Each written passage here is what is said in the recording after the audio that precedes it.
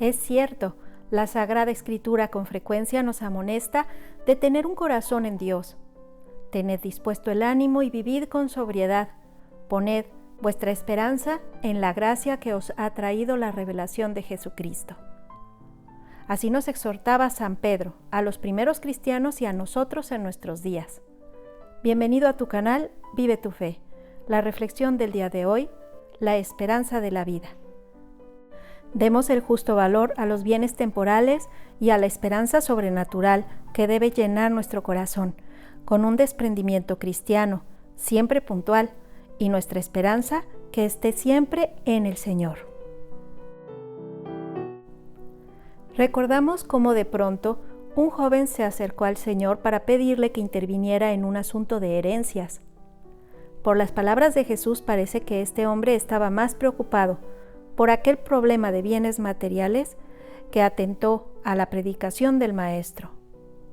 La cuestión planteada ante el Mesías, que le habla del reino de Dios, da la impresión de ser al menos bastante inoportuna. Jesús le responderá: «Hombre, ¿quién me ha constituido juez o repartidor entre vosotros?».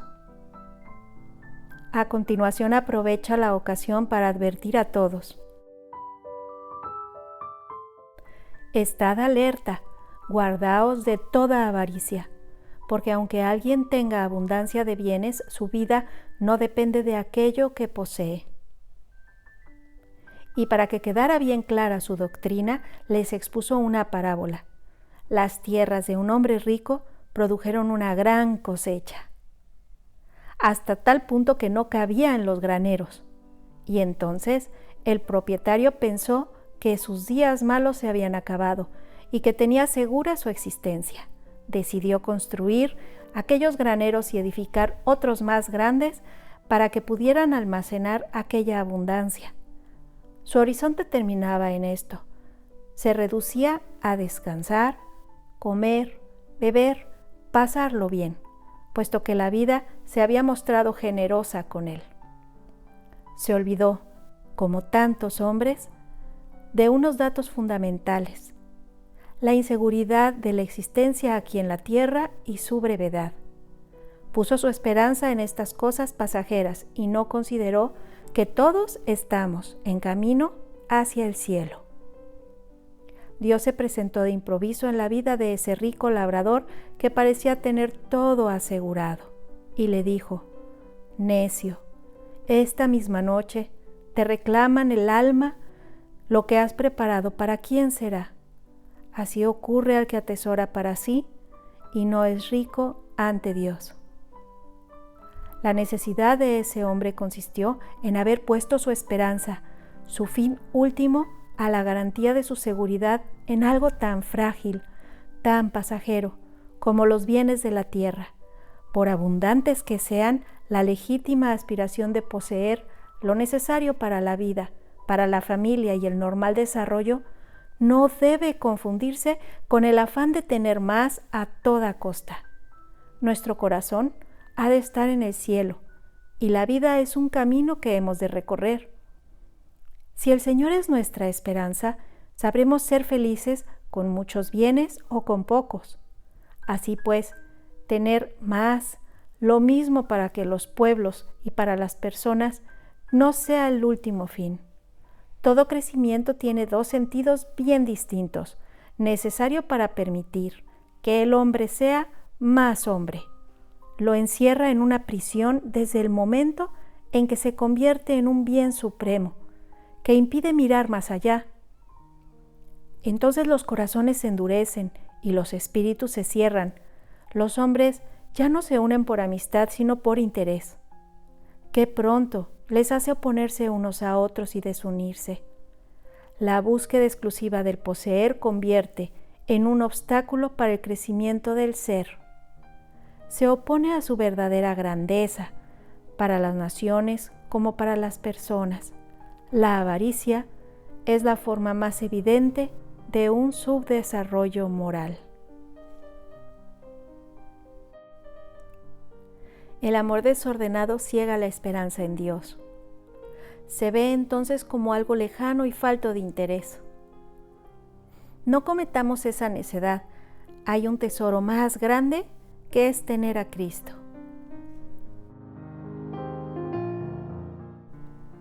Tened dispuesto el ánimo, vivid con sobriedad. Poned vuestra esperanza en la gracia que os ha traído la revelación de Jesucristo.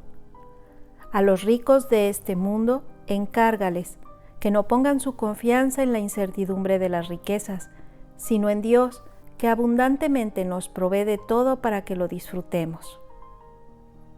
El mismo apóstol afirma que la avaricia es la raíz de muchos males.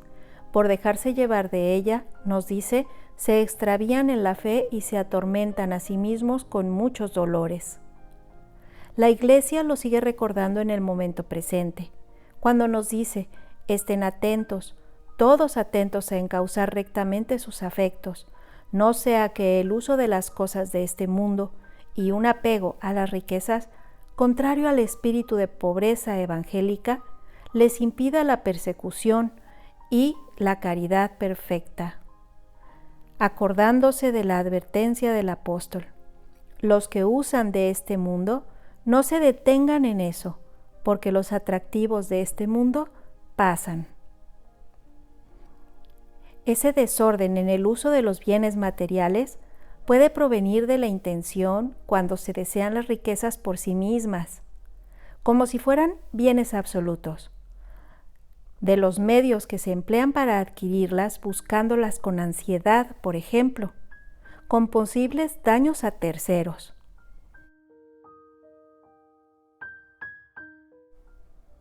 También atentando contra la salud, contra la educación de nuestros hijos y también con una atención exagerada dejando a un lado a la familia. Ese desorden da lugar a la avaricia y que puede estar también en una manera oculta de usar de ellas. Si se emplean solo en provecho propio, la tacañería, por ejemplo, se muestra en no querer dar limosna. El amor desordenado a los bienes materiales, pocos o muchos, es un grave obstáculo para seguir al Señor. El desprendimiento y el recto uso de lo que se posee, de aquello que es necesario para el sostenimiento de nuestra familia, los instrumentos de trabajo, de aquello que es lícito poseer para el descanso, lo que se debe prever, por ejemplo, para el futuro, pero sin agobios, con la confianza siempre puesta en Dios. Es un medio para disponer el alma a los bienes divinos.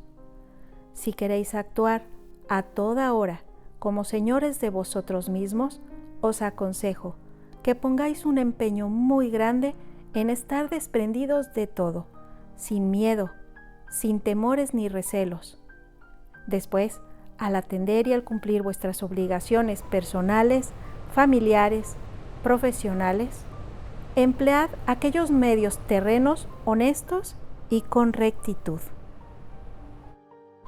Así nos dice San José María Escrivá de Balaguer, recomendándonos siempre hacer todo pensando en el servicio de Dios, de la Iglesia, de nuestros hermanos, en todos los ámbitos de nuestra vida.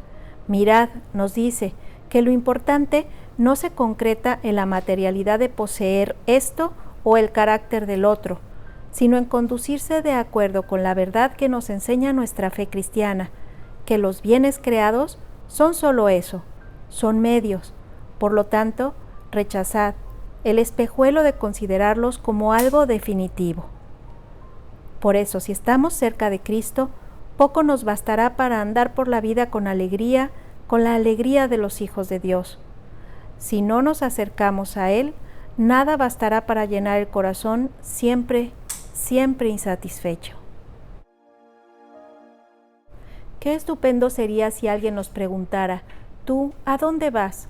Y que pudiéramos decir, yo voy a Dios, con el trabajo, con las dificultades de la vida, con esta enfermedad quizá. Ese es el objetivo, que a donde vamos sea siempre a Dios, con todos los bienes de la tierra, con nuestra profesión, siempre mirando a Dios. Todo.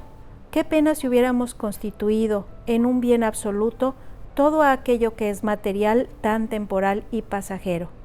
Por eso examinemos hoy, al terminar nuestra oración, si la profesión que hacemos es un medio para encontrar a Dios, si los bienes, cualesquiera que sean que Dios nos ha permitido, nos sirven para llegar a Él y se nos ayudan a ser mejores.